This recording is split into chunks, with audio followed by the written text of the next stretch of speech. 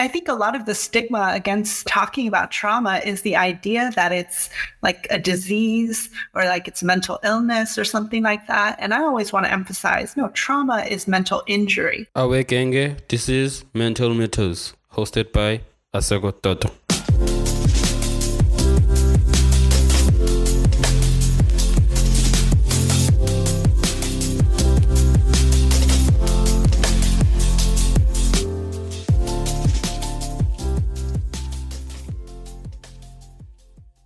Hello. Hi, How are you? I'm well. How are you?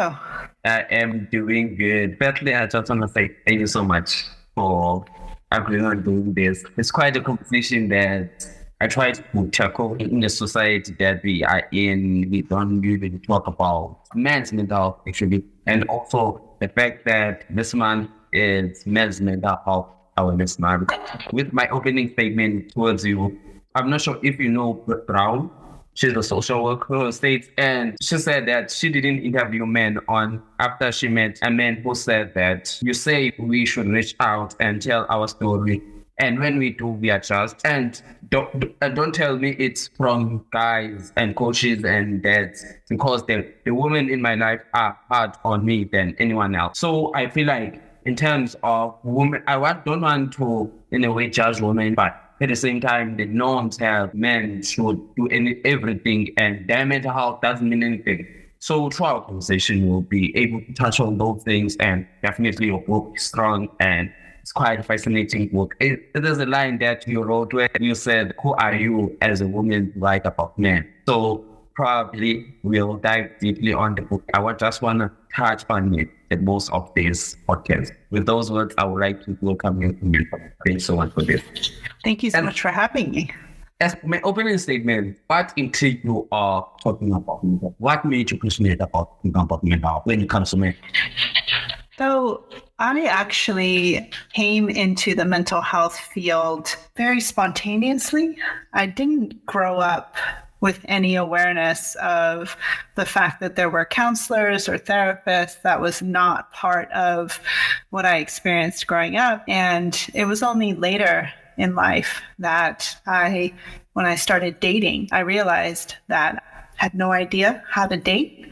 And so I went to a therapist because I didn't know how to do relationships. So I really went into the mental health field from the relational place. And so that's why I'm passionate about it, because I see how healthy relationships really impact mental health, and vice versa. Unhealthy relationships can have a devastating toll on mental health as well. Your book is dedicated to men and those without men. What inspires me to write from, especially for men? What gap did you see in existing resources that this book aims to fill? Yeah, so one thing that I noticed in becoming a therapist and as I started practicing was that there were a lot more women who were therapists than there were men. And so the field was overrepresented with messages for and about and by women. So a lot of books on self-help were for women, and a lot of resources, even when it came to relationships, were written with female audiences as the target. And so there just wasn't the same amount of resources directed towards or available to men. So I'm all about equality. So I wanted to make sure that it felt balanced. So I wrote my book for men. And through your own experience as a therapist, would you say that in writing this book, it really shaped your understanding how men are perceived, not only just in relationships, but the society as a whole? Yeah, and I think that was not just writing this book. I feel like this book was the culmination of everything I had learned up to this point, which of course I'm still learning. But I went into the field of therapy knowing that I wanted to work with men, knowing that I wanted to focus on relationships. And in order for me to do that as a woman, I had to understand the male perspective if I was going to work with heterosexual couples or with men in relationships. So I really focused my education, my learning on trying to understand the male psychology and the male perspective when it comes to relationships. He has looked upon men in a different way when it comes to mental health. What are some of the challenges that you have seen as a therapist within? There's still a lot of stigma around men discussing their mental health needs. Yeah, I think there's a lot of pushback around providing men the same support that women have gotten. And a lot of it is, it's this very complicated place, I think, for a lot of people to be, is the world has changed very, very quickly. And like you mentioned with Brene Brown, not everybody is ready to hear about men's mental health struggles, whether that's from men or women. And I think that's part of the challenge. Men need the same level of support and care that is available to women, but not everybody wants that. And whether that's men saying they don't need it, or women saying men don't deserve it, or just a variety of stigmas or preconceived ideas about what it means to be a man with a mental health issue. I think there's still a lot of resistance. And also lack of resources is still an issue as well. And we really have done this podcast for the last 4 years. I realized that much as I am forward when it comes to mental law, one thing I realized is the fact that I haven't done much as I think I should have because of the stigma. Many men don't, in a way, don't want to talk about it, don't want to be seen as weak when men complain. And whereas they end up looking up to your entities in terms of those helpful model of not talk about the things. As much as it's a good thing to exercise and work on your body, but at the same time, when it comes to mentally, that's what causes a lot of suicides when it comes to men. And it's quite alarming in terms of talking about it. I feel like one thing that is actually misunderstood as men, as I'm talking as a man, and I've seen it at all my friends, we won't be afraid to talk about our own feelings to each other. But when a woman, we are very vigilant because women have, I would say, this in terms of when it comes to marriage, just using things against them or just insulting them. As I've said that in terms of you're weak, we shouldn't talk about the feelings. What kind of a man are you? And it goes back to that thing of not knowing what a man is. What is a man? I had a conversation with this other guy. I think it was 2 weeks back, whereas we spoke, we really dive deep in terms of what society has seen us as men in a way of how men can define what is a man. And I find that very alarming. Well, women don't actually understand our struggles in a way, as much as sometimes we put the tough face of saying that we are okay, we are fine, but at the same time we're going through a lot. And as I mentioned that today being vows whereas most people there that are the 2 women in my life, and something that we actually don't look onto.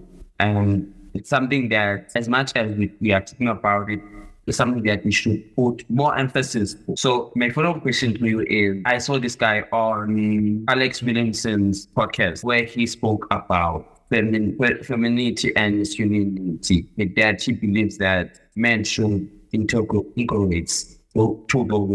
two of those things. In your professional experience, have you met those kind of people, and how have you perceived them in that? Yeah, no, absolutely. And that's kind of the thing, right? Is that a healthy person is able to integrate all parts of themselves. They're a whole person, right? That's a balanced individual, is somebody who can embody and take aspects of every different, whether it's a masculine trait, a feminine trait, they are able to use any of them to be their full self. And they're not cut off from any one part of themselves.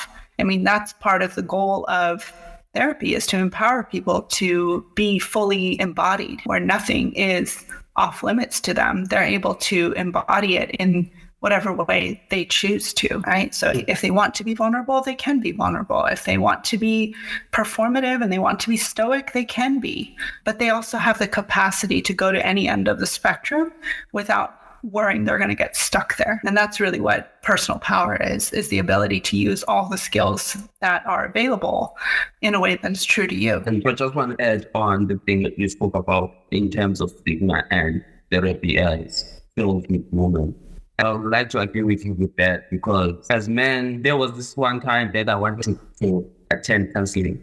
I found out that there was a woman, and Even if I'm not going because now that she will understand me, she won't understand me. It's looking for a woman. I feel like it's also something that's cultural. And the way I grew up is the fact that women shouldn't know a man's awkward. So it's the things that they're not in a way. And also that thing, it's a cultural thing. It's not something that I came up with.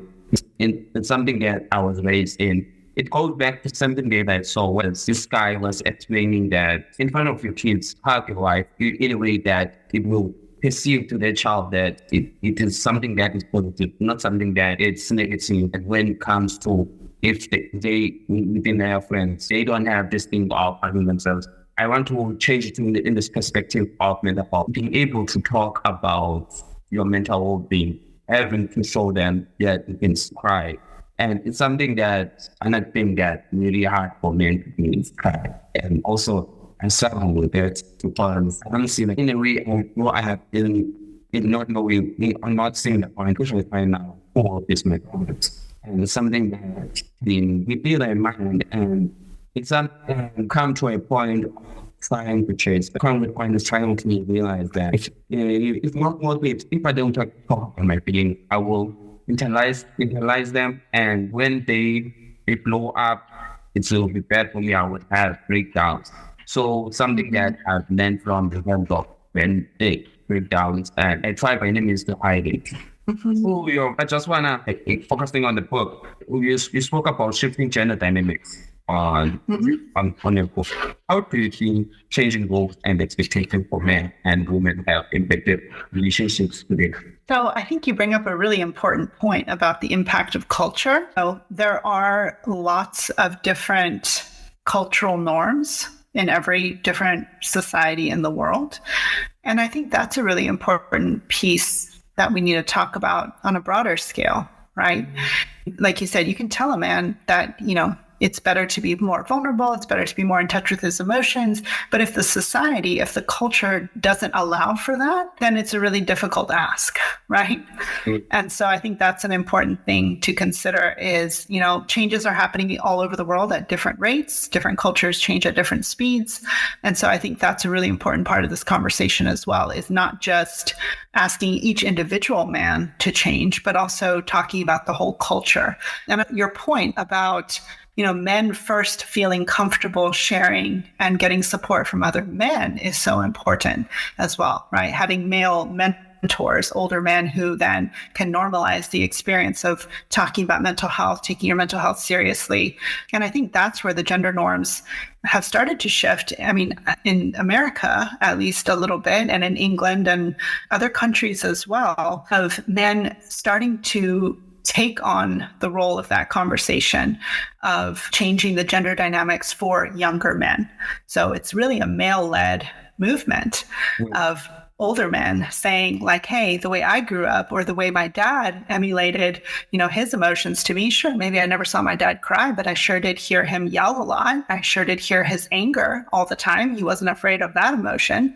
And so again, emotions are not the enemy. It's, are you able to express yourself as a full human being in a way that you are teaching your children that it's okay for them to be full humans and access emotions in a healthy way, whatever emotion it is, right? Like you said, being able to be vulnerable, showing your kids the image of a loving parent who loves his wife, who is solid, adult leader in the home.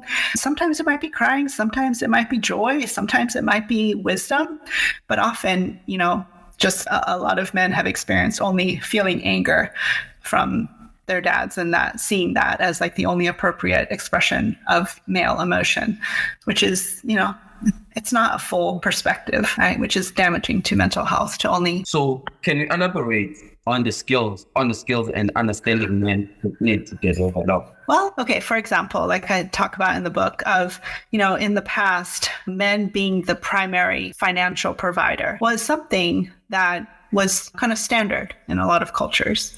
The dad went out to work, or he went out and, made the money, bring home the bacon.